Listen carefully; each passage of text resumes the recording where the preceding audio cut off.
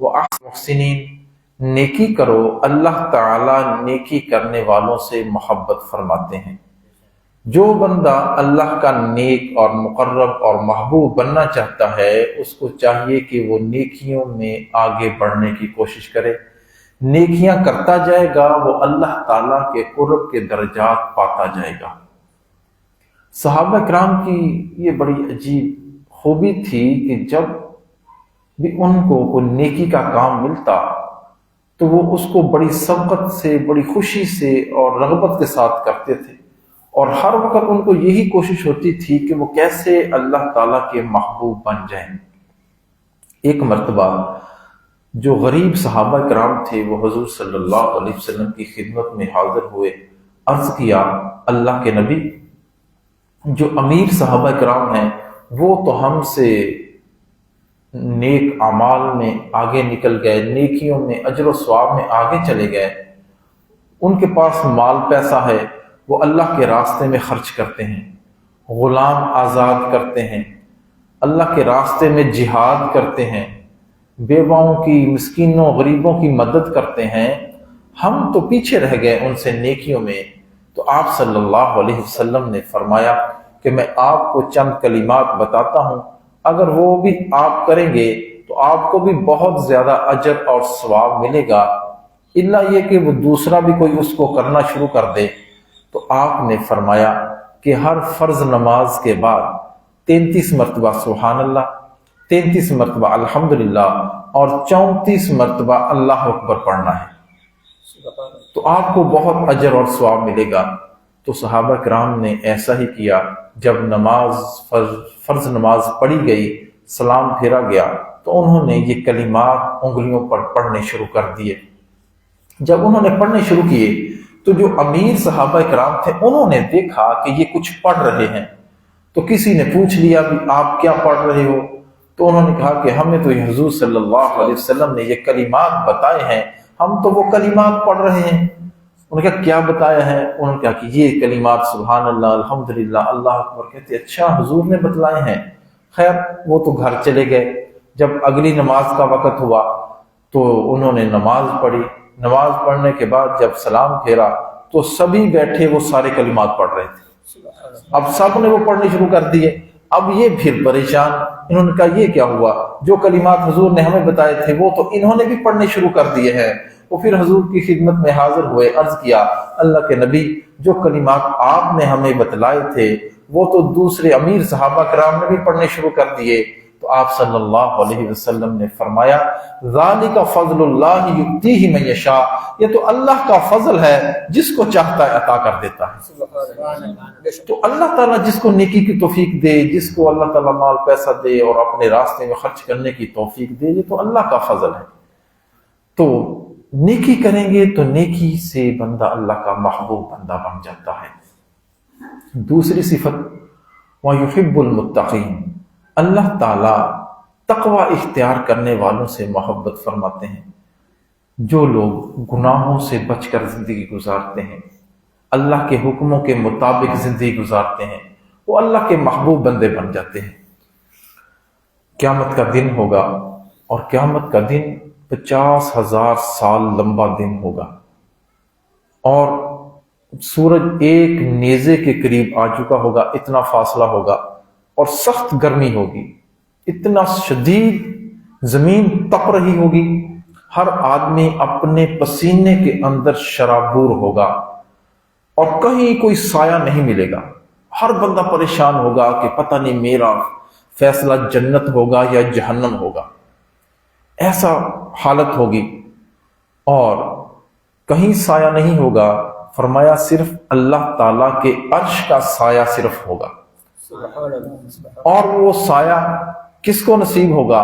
7 بندوں کو عرش کا سایہ نصیب ہوگا، اور ان میں سے ایک شخص وہ ہوگا، رجل دعته امرأة ذات حسب وجمال قال انی اخاف اللہ، کسی نوجوان مرد کو کسی حسب نسب والی خوبصورت عورت نے گناہ کی دعوت دی، اور اس نوجوان نے آگے سے کہا، قال انی اخاف اللہ، میں اللہ تعالی سے ڈرتا ہوں، اللہ تعالیٰ اس نوجوان کو قیامت کے دن اپنے عرش کا سایہ عطا فرمائیں گے۔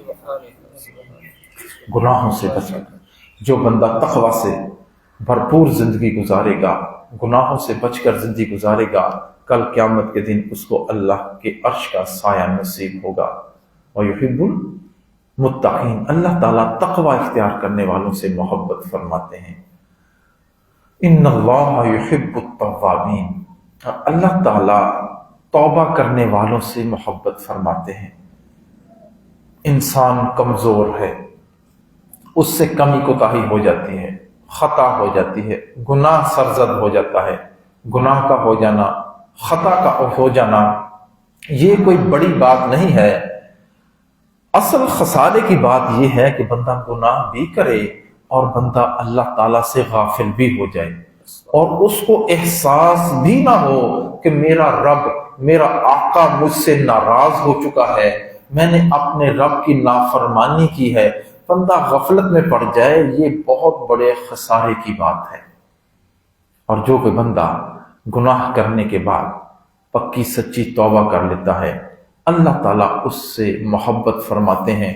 فرمایا کہ اللہ تعالیٰ کو اس پر اتنا پیار آتا ہے کہ اللہ تعالیٰ فرشتوں سے فرماتے ہیں کہ آسمان پر چراغاں کیا جائے، چراغاں کیا جائے۔ فرشتے کہتے ہیں یا اللہ یہ آج آسمان پر چراغاں کیوں کیا جا رہا ہے؟ تو اللہ تعالیٰ فرماتے ہیں کہ آج میرے ٹوٹے ہوئے بندے نے مجھ سے صلح کر لی ہے، ٹوٹے ہوئے بندے نے مجھ سے صلح کر لی ہے۔ اس خوشی میں اللہ تعالیٰ آسمان پر چراغاں کروا رہے ہیں۔ اللہ تعالیٰ التائب من الذنب کمن لا ذنب لہ، حضور صلی اللہ علیہ وسلم فرمایا گناہ سے توبہ کرنے والا ایسے ہے جیسے اس نے گناہ کیا ہی نہیں، بالکل پاک صاف ہو جاتا ہے اور اللہ تعالیٰ کا محبوب بندہ بن جاتا ہے۔ چوتھی صفت وَيُحِبُّ الْمُتَطَهِّرِينَ، اور اللہ تعالیٰ پاک صاف رہنے والوں سے محبت فرماتے ہیں۔ جو بندہ وضو کرتا ہے، 5 وقت کی نماز پڑھتا ہے، ویسے ہی پاک صاف رہتا ہے، تو پاک صاف رہنا یہ اللہ تعالیٰ کو بہت پسند ہے۔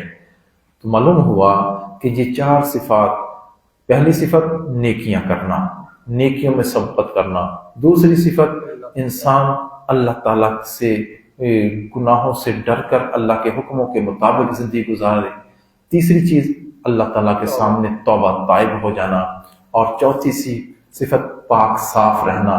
جو بندہ یہ 4 صفات اپنائے گا وہ اللہ کا محبوب بندہ بن جائے گا۔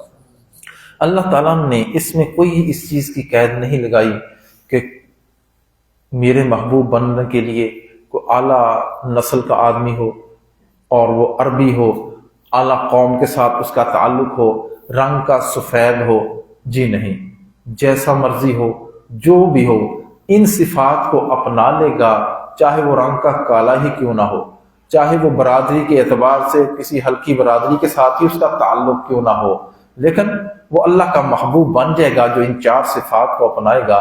آپ دیکھتے نہیں ہیں کہ نام بلال ہے، رنگ سیاہ ہے، بال گھنگریالے ہیں، ہونٹ موٹے موٹے ہیں، شکل انوکھی ہے، لیکن دل اللہ تعالیٰ کی محبت سے بھرا ہوا ہے، اس محبت کو لے کر چلتے زمین پر ہیں اور قدموں کی چاپ جنت میں سنائی دیتی ہے۔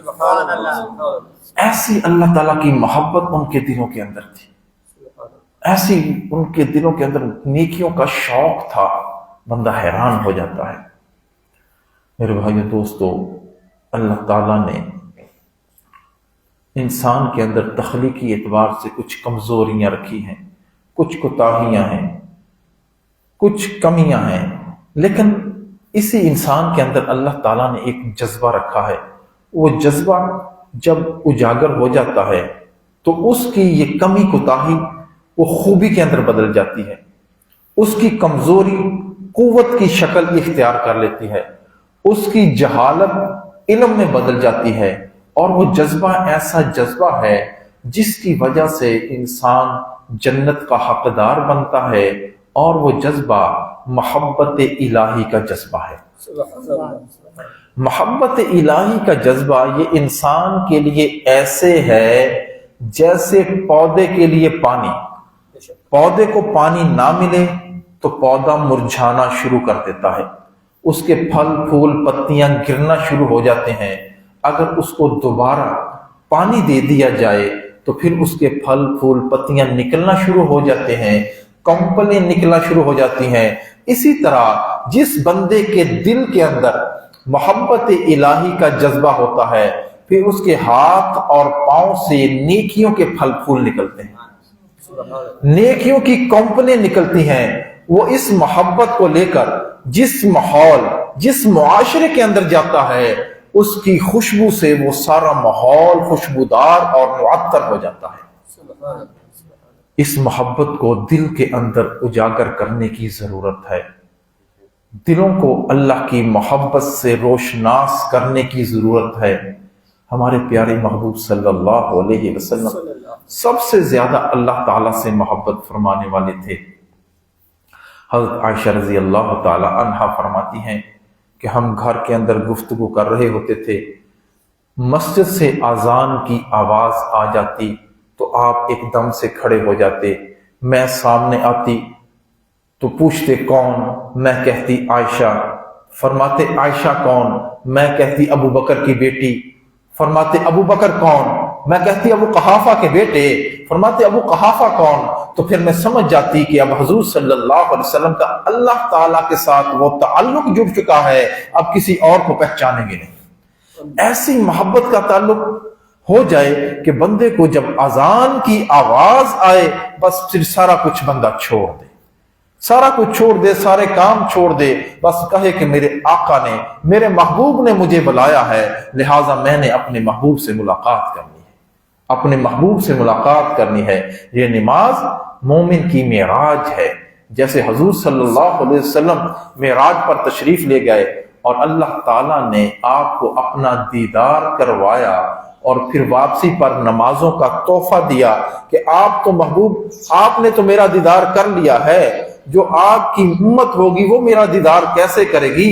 یہ نماز لے جاؤ، وہ نماز پڑھیں گے ان کو میرا دیدار نصیب ہوگا۔ الصلاۃ معراج المومن، نماز مومن کی معراج ہے۔ بندے کو نماز پڑھنے میں لطف آنا چاہیے، بندے کے قدم مسجد کی طرف بڑی تیزی سے بڑھنے چاہیے کہ میرے رب نے مجھے بلایا ہے، میرے رب کی پکار آئی ہے، اور کوشش کرنی چاہیے نمازوں کو بنا سنوار کر پڑھیں، کبھی بھی تنگ دلی سے نماز نہ پڑھیں۔ وضو کریں تو بندے کا دھیان اللہ تعالیٰ کی طرف ہو۔ حضرت علی رضی اللہ تعالی عنہ جب وضو فرماتے تھے تو ان کا چہرے کا رنگ مبارک جو تھا وہ زرد ہو جاتا تھا، تو کسی نے پوچھا کہ آپ کا رنگ زرد کیوں ہو گیا؟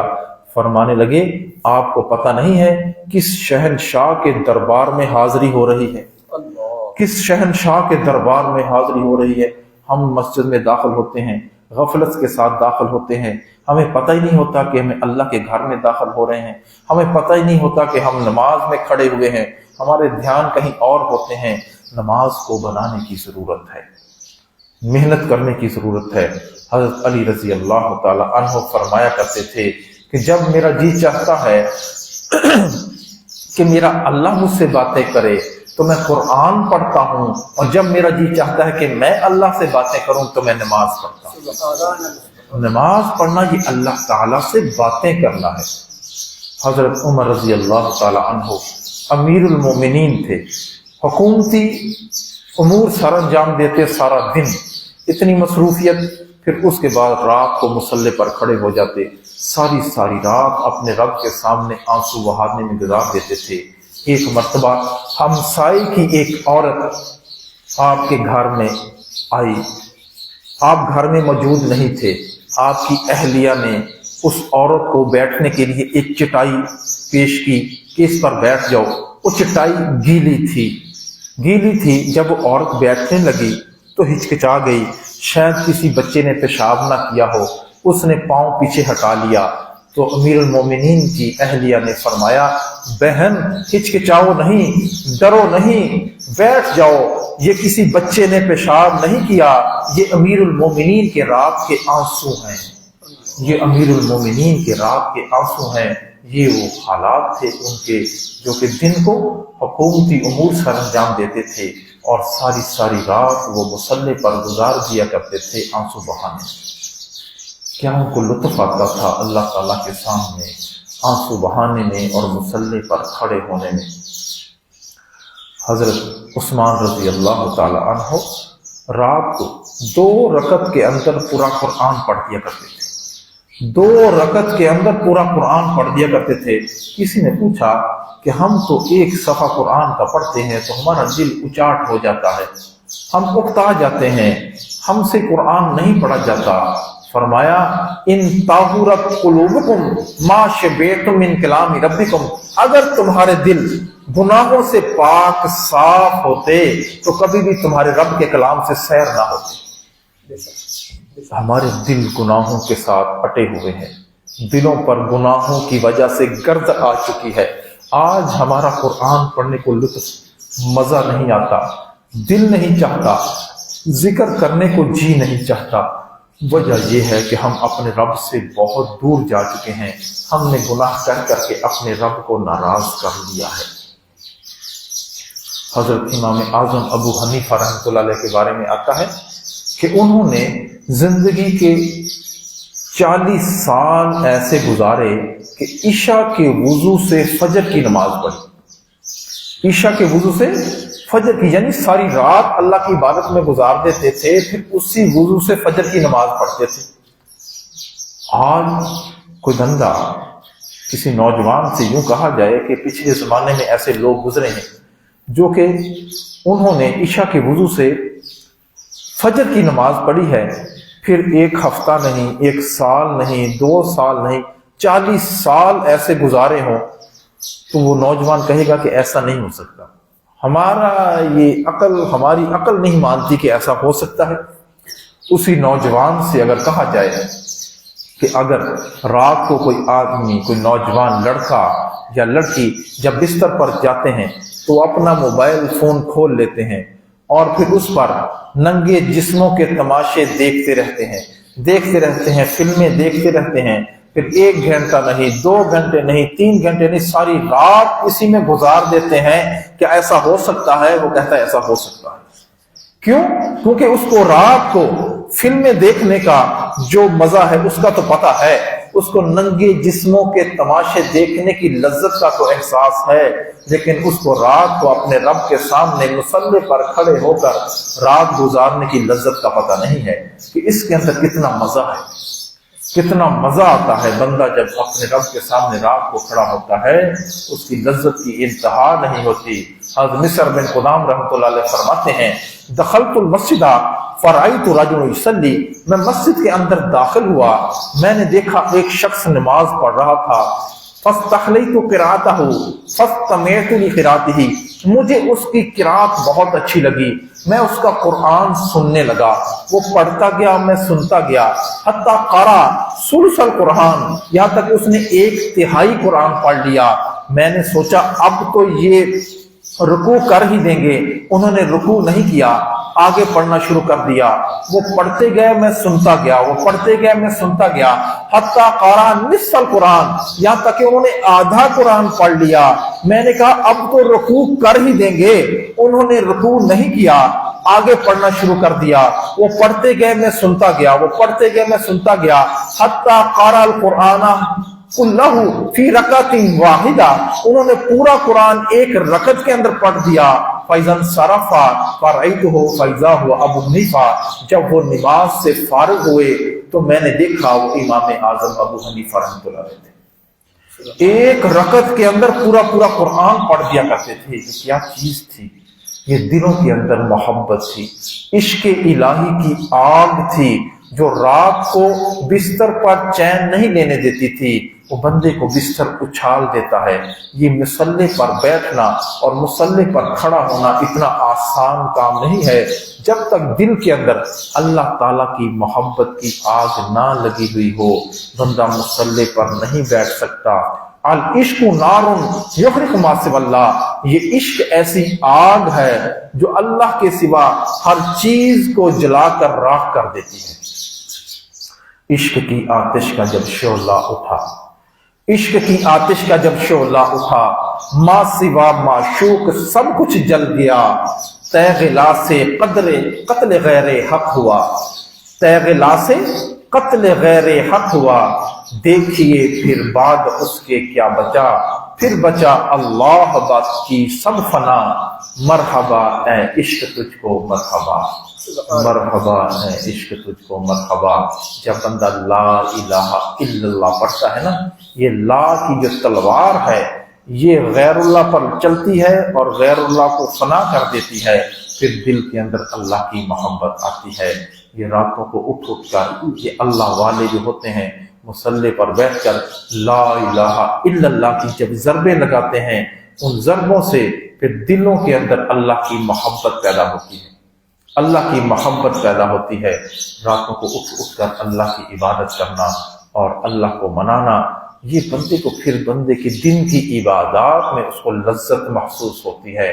حضرت فضل الرحمان گنج مراد آبادی رحمۃ اللہ علیہ، ان کی خانقاہ تھی انڈیا کے اندر۔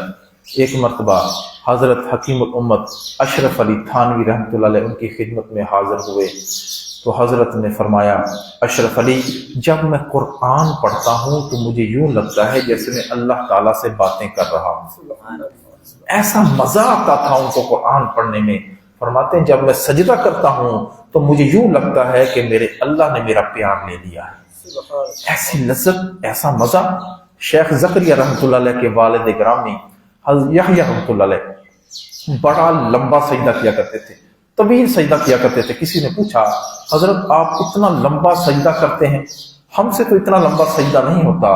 فرمانے لگے جب میں سجدہ کرتا ہوں تو مجھے یوں لگتا ہے جیسے میں نے اپنے محبوب کے قدموں میں سر رکھ دیا ہے، اب اٹھانے کو جی نہیں چاہتا۔ ایسا مزہ، ایسی لذت آتی بندے کو اللہ کے سامنے سجدہ کرنے میں۔ حدیث مبارکہ میں آتا ہے حضور صلی اللہ علیہ وسلم نے فرمایا جب آدمی سجدہ کرتا ہے تو وہ اللہ کے قدموں میں سجدہ کرتا ہے۔ جب اس احساس کے ساتھ بندہ سجدہ کرے تو اس کو سجدہ کرنے کا کیسے مزہ نہیں آئے گا، کیسے لطف نہیں آئے گا۔ آج تو ہماری نمازوں کی جو حالت ہے، نمازیں پڑھتے ہیں اللہ بس ایک سجدہ کیا اور دوسرا اس کے بعد سیدھا کھڑے بھی نہیں ہوتے، سیدھا بیٹھتے بھی نہیں ہیں، سجدے پر سجدہ، اتنی تیزی سے سجدہ کرتے ہیں، اتنی سجدی سے رکوع کرتے ہیں کہ احساس ہی نہیں ہوتا کہ میں نماز کے اندر ہوں۔ دو ٹھونگے مارتے ہیں، حضور نے فرمایا یہ مرغے کی طرح ٹھونگے مارتے ہیں، یہ منافق کی نماز ہے، منافق کی نماز ہے۔ آپ نے فرمایا کہ دو ٹھونگے مارتا ہے اور بس چلا جاتا ہے، صرف دکھاوے کے لیے۔ کہ اللہ تعالیٰ کو ہماری عبادات کی ضرورت ہے؟ اللہ تعالیٰ کو ہماری عبادت کی ضرورت نہیں ہے، یہ تو ہم اپنے لیے عبادت کر رہے ہیں، اپنے رب کو راضی کرنے کے لیے، اپنے رب کی محبت کو پانے کے لیے۔ اللہ کو کیا ضرورت ہے؟ حضور صلی اللہ علیہ وسلم نے فرمایا ساری مخلوق ایک ایسے بندے کے دل کی طرح ہو جائے جو کہ فاسق فاجر ہو، گناہ گار ہو، تو اللہ تعالیٰ کی شان میں ذرہ برابر بھی کمی نہیں آئے گی۔ اور ساری مخلوق اگر اس طرح ہو جائے کہ اتنے نیک اور متقی ہو جائے کہ ایک نیک متقی کے دل کی طرح پاک صاف سارے ہو جائیں، تو اللہ تعالیٰ کی شان میں ذرہ برابر بھی بڑھوتری نہیں ہوگی، بڑھے گی نہیں۔ اللہ کی جو شان ہے وہ ویسے ہی رہے گی۔ یہ جو ہم عبادت کرتے ہیں، کہاں ہماری عبادتیں اللہ کی شان کے لائق ہیں؟ لیکن ایک محنت تو ہونی چاہیے نا، ایک کوشش تو ہونی چاہیے نا کہ میں ایسی عبادت کروں کہ میرا رب مجھ سے راضی ہو جائے، میرا رب مجھ سے راضی ہو جائے۔ ایسی عبادت بندہ کرے، اللہ کو راضی کریں۔ میرے بھائیو دوستو، وقت گزرتا جا رہا ہے، حالات ایسے ہیں، آپ دیکھ رہے ہیں ہمارے سامنے کیا حالات ہیں۔ فلسطین کے اندر کیسے مسلمانوں کو گاجر مولی کی طرح کاٹا جا رہا ہے، کوئی پوچھنے والا نہیں، کوئی ان کی مدد کرنے والا نہیں ہے۔ مسلمان سارے سوئے ہوئے ہیں۔ ہم چاہیے کہ ہم اللہ تعالیٰ کو راضی کر لیں۔ اللہ تعالیٰ ہم سے ناراض ہو چکا ہے، صحیح بات ہے ایسی کہ اللہ تعالیٰ ہم سے ناراض ہو چکا ہے۔ ہم نے اپنے عظیم پروردگار کو ناراض کر لیا ہے، اللہ کے محبوب کی نافرمانیاں کر کر کے ہم زندگی گزار رہے ہیں، اور پھر بھی ہم بڑے خوش ہیں اور بڑے کہتے ہیں کہ بس جنت تو جیسے ہمارا حق ہے۔ ہماری زندگیاں گناہوں کے اندر گزر رہی ہیں، لیکن ہم بڑی خوش فہمی کے اندر مبتلا ہیں۔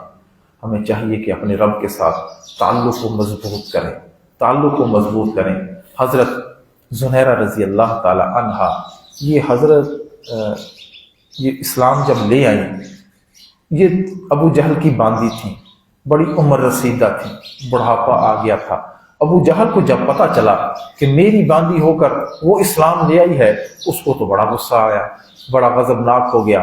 اس نے اپنے ساتھیوں کو بلا لیا اور حضرت زنیرہ رضی اللہ تعالی عنہا کو مارنا شروع کر دیا، پیٹنا شروع کر دیا۔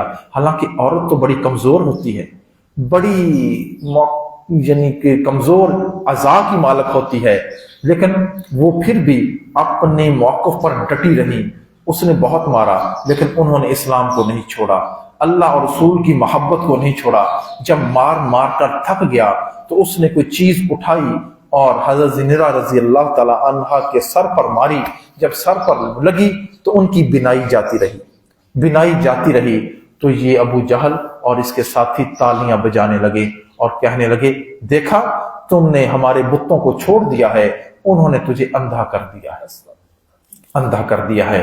بس یہ بات سننا تھی کہ ان کے دل پر چوٹ لگی، بھاگتی ہوئی اپنے حجرے میں چلی گئیں، وہاں اپنے رب کے سامنے سجدے میں سر رکھ دیا اور رونا شروع کر دیا، آہوزاری شروع کر دی، یا اللہ، یا عظیم پروردگار، انہوں نے مجھے مارا، مجھے پیٹا، میں برداشت کرتی رہی، میں نے ہر چیز برداشت کی، لیکن اب تو آپ کی ذات کا معاملہ آ گیا ہے۔ یہ جسم آپ نے مجھے عطا کیا ہے، یہ آنکھیں مجھے آپ نے عطا کی ہیں، یہ بینائی آپ نے مجھے عطا کی ہے، اور یہ کہتے ہیں کہ ہمارے بتوں نے تمہیں اندھا کر دیا ہے۔ یا اللہ، میری بینائی واپس لوٹا دے تاکہ ان پر آپ کی عظمت کھل جائے۔ ابھی انہوں نے دعا کے بعد ہاتھ منہ پر نہیں پھیرے تھے کہ اللہ تعالیٰ نے ان کی بینائی واپس لوٹا دی۔ جب اللہ تعالیٰ کے ساتھ بندے کا ایسا تعلق ہو جاتا ہے، پھر اللہ تعالیٰ اس کے اٹھے ہوئے ہاتھوں کو خالی ہاتھ نہیں لوٹاتا۔ ایسے تعلق کی ضرورت ہے، اللہ کو راضی کرنے کی ضرورت ہے کہ اللہ تعالیٰ کو ہم پر پیار آ جائے، میرے بھائیو دوستو، زندگی بڑی تیزی سے ساتھ گزرتی جا رہی ہے۔ ہمیں چاہیے کہ ہم اپنے رب کو منا لیں، اپنے رب کے ساتھ تعلق کو مضبوط کر لیں۔ ایسا نہ ہو کہ کل قبر کے اندر جائیں تو پھر ہمارا کوئی پرسان حال نہ ہو۔ یہی اللہ اور اس کے رسول کی محبت ہی ہوگی جو ہمیں کل قیامت کے دن اور قبر کے عذاب سے محفوظ رکھے گی۔ ہمیں چاہیے کہ ہم اپنے رب کو یاد کریں۔ یہ محبت کیسے دل میں پیدا ہوگی؟ اس کے لیے اللہ والوں کے ساتھ تعلق پیدا کرنا، ان کے ساتھ تعلق ذکر سیکھنا۔ ہمارے مرشد عالم رحمۃ اللہ علیہ فرمایا کرتے تھے کہ کپڑا ملتا ہے کپڑے والوں کے پاس، دودھ ملتا ہے دودھ والوں کے پاس، گوشت ملتا ہے گوشت والوں کے پاس، اور اللہ ملتا ہے اللہ والوں کے پاس۔ تو اللہ کی محبت لینی ہو تو پھر بندے کو چاہیے کسی اللہ والے کے ساتھ تعلق کو جوڑے، اس سے ذکر سیکھے۔ جس طرح ہم باقی چیزیں سیکھتے ہیں ایسے بھی ذکر بھی سیکھنا پڑتا ہے۔ ذکر سیکھیں گے، اللہ کی محبت دل کے اندر پیدا ہو جائے گی۔ جتنا زیادہ ذکر کو بڑھاتے جائیں گے اتنی زیادہ اللہ کی محبت دل کے اندر آتی جائے گی۔ ہمارا مسئلہ یہ ہے کہ ہم 24 گھنٹے تو دنیا کے اندر رہتے ہیں، دنیا کو دیکھتے ہیں، دنیا کی رنگینیاں دیکھتے ہیں، جس کی وجہ سے ہمارے دلوں کے اندر دنیا رچ بس گئی۔ ہم کچھ وقت ایسا نکالیں، کو گھنٹہ کو آدھا گھنٹہ تو ایسا ہو نا کہ بندہ تنہائی کے اندر بیٹھ کے اللہ کو یاد کرے، اللہ کا ذکر کرے۔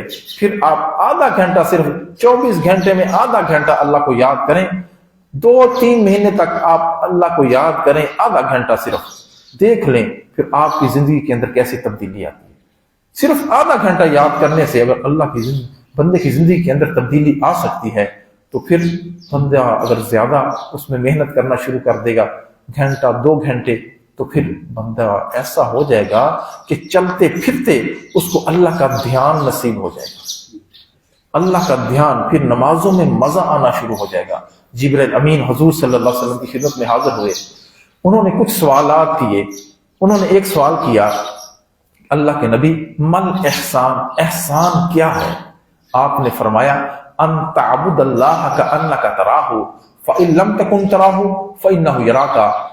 احسان یہ ہے کہ تم اللہ کی عبادت اس طرح سے کرو کہ تم اللہ کو دیکھ رہے ہو، اللہ کو دیکھ رہے ہو۔ اگر یہ درجہ حاصل نہیں ہے، یہ کیفیت حاصل نہیں ہے، تو یہ تو ہونا فإنہ یراک کہ اللہ تعالیٰ تمہیں دیکھ رہا ہے۔ بندے کو اتنا تو پتا ہونا کہ اللہ کے سامنے میں کھڑا ہوں۔ جب بندہ محنت کرتا ہے، کوشش کرتا ہے تو پھر بندے کو یہ کیفیت حاصل ہو جاتی ہے۔ ہمیں چاہیے کہ ہم اللہ کو یاد کریں، اللہ کا ذکر سیکھیں، تاکہ ہمارے دلوں کے اندر بھی اللہ کی محبت پیدا ہو جائے، اللہ کے رسول کی محبت پیدا ہو جائے۔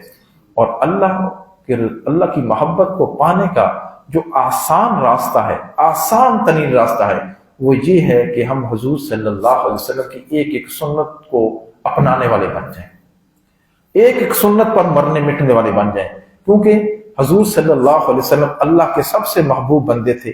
جو حضور کی اداؤں کو اپنائے گا وہ اللہ کا محبوب بندہ بن جائے گا۔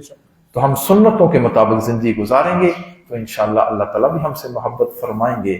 اللہ تعالیٰ ہمیں اپنی محبت نصیب فرمائے، اپنے محبوب کا عشق عطا فرمائے، جو کچھ کہا گیا سنا گیا اس کے مطابق عمل کرنے کی توفیق عطا فرمائے۔ وآخر دعوانا ان الحمد للہ رب العالمین۔ تھوڑی دیر کے لیے ہم اللہ کا ذکر کریں گے، پھر انشاءاللہ دعا کریں گے۔ سب ساتھی آنکھوں کو بند کر لیں، سر کو جھکا لیں، جو کچھ دنیا کے اندر ہے اس سے ہٹ کٹ کے اللہ کی یاد میں ڈوب جائیں۔ انسان جب اپنے اندر جھانکتا ہے اسے اپنی اصل تصویر نظر آتی ہے۔ اپنے من کے دریچے کو کھولیے، اپنی اصل تصویر کو دیکھیے اور یہ تصور کیجیے کہ اللہ تعالیٰ کی جانب سے انوارات کی بارش ہو رہی ہے اور میرے دل پر برس رہی ہے، میرے دل کی ظلمت اور سیاہی دور ہو رہی ہے، گناہوں کی میل چھٹ رہی ہے۔ اس خوشی میں میرا دل کہہ رہا ہے اللہ اللہ اللہ۔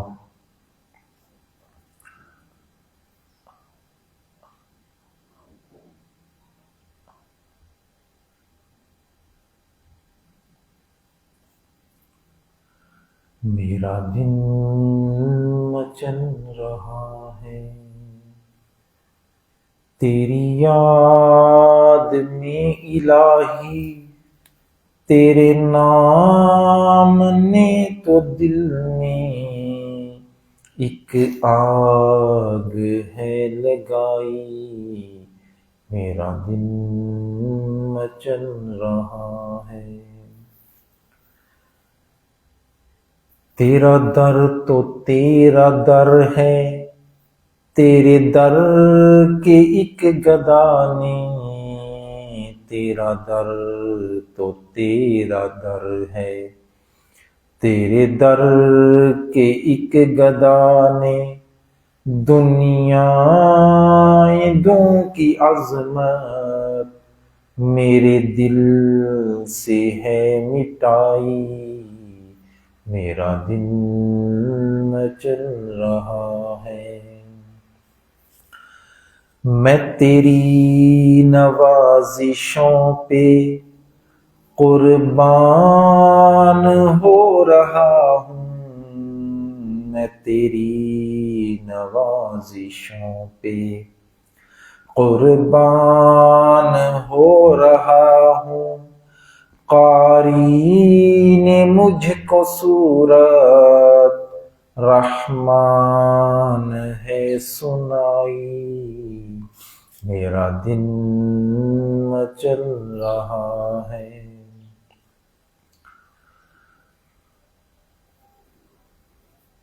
مجھے درد دل ملا ہے، سن لو اے دنیا والو، مجھے درد دل ملا ہے، سن لو اے دنیا والو، میں فقیر بے نوا ہوں، مجھے مل گئی ہے شاہی، میرا دل مچل رہا ہے۔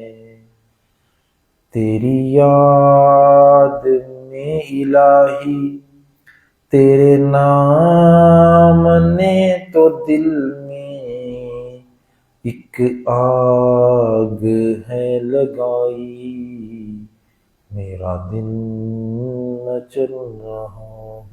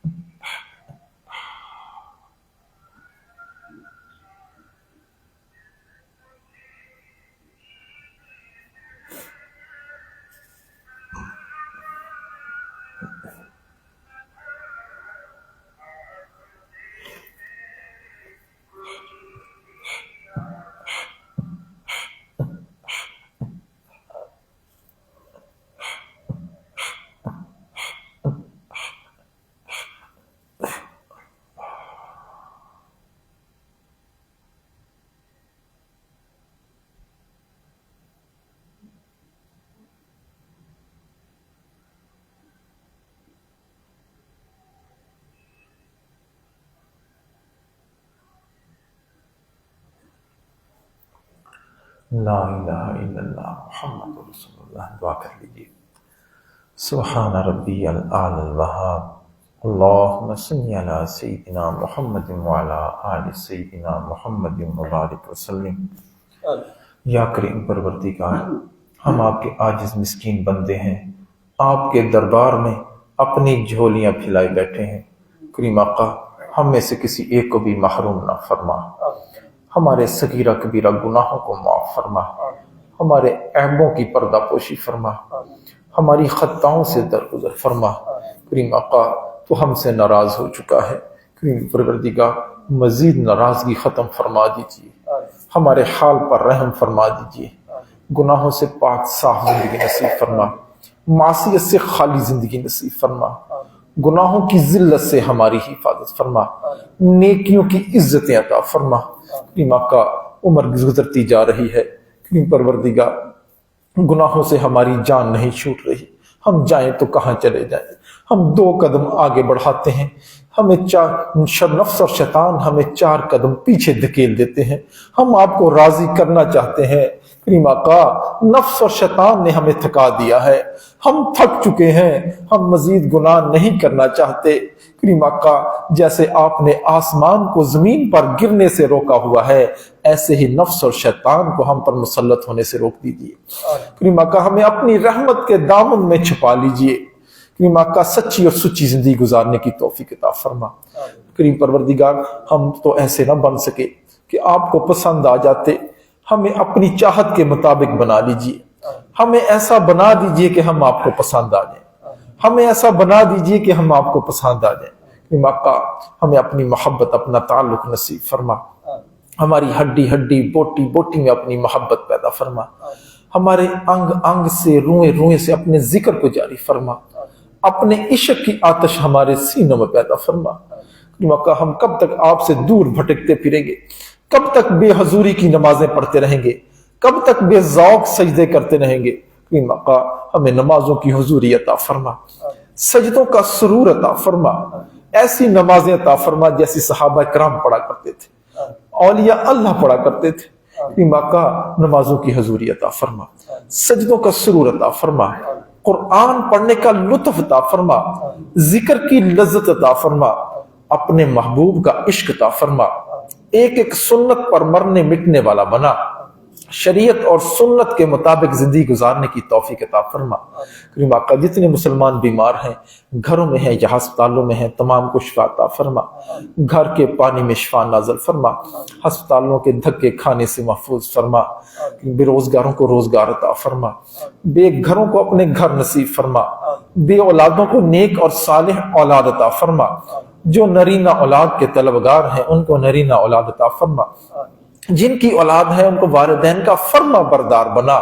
خدمت گزار بنا. والدین کی آنکھوں کی ٹھنڈک بنا. نوجوانوں کی جوانیوں کی حفاظت فرما. عفت اور پاک دامنی والی زندگی نصیب فرما.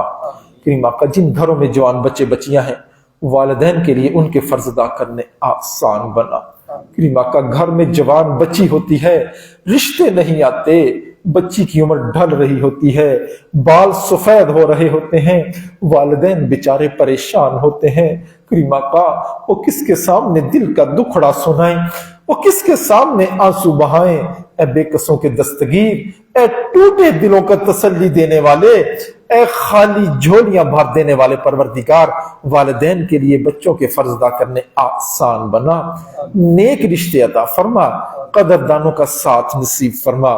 جن کی شادیاں ہو چکی، ان کو اپنے گھروں میں خوشیوں بھری زندگی نصیب فرما.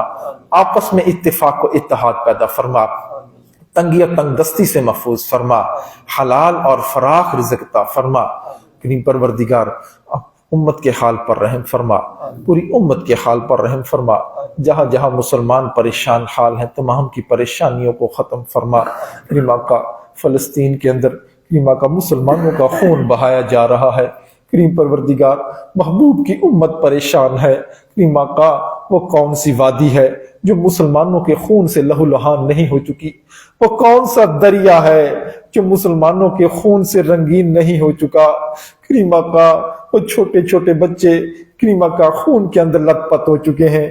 ہماری مائیں بہنیں بیٹیاں کریم آقا ان کے دوپٹے اتر چکے ہیں کریم آقا یا رحیم پروردگار، نوجوان شہید ہو گئے، پورے شہید ہو گئے، کوئی ان کا پرسان حال نہیں ہے کریم آقا یا رحیم پروردگار۔ امت مسلمہ نے بھی رخ پھیر لیے ہیں، ان سے منہ پھیر لیے ہیں، ان کا کوئی پرسان حال نہیں ہے کریم آقا۔ آپ کی محبوب کی امت بے سہارا ہے۔ ایک مرتبہ حضور صلی اللہ علیہ وسلم کی خدمت میں قبیلہ بنی طے کی عورت ننگے سر آ گئی تھی، آپ نے اپنی کملی سے اس کے سر کو ڈھانپ لیا تھا کریم آقا۔ آج محبوب کی امت اقوام عالم کے سامنے ننگے سر کھڑی ہے، محبوب کی امت کے سر ڈھانپ لیجئے کریم آقا، محبوب کی امت کا سر ڈھانپ لیجئے کریم آقا۔ ہم اپنے بھائیوں بہنوں کی مدد کے لیے جانا چاہتے ہیں، ہم بے بس ہیں، ہم نہیں جا سکتے۔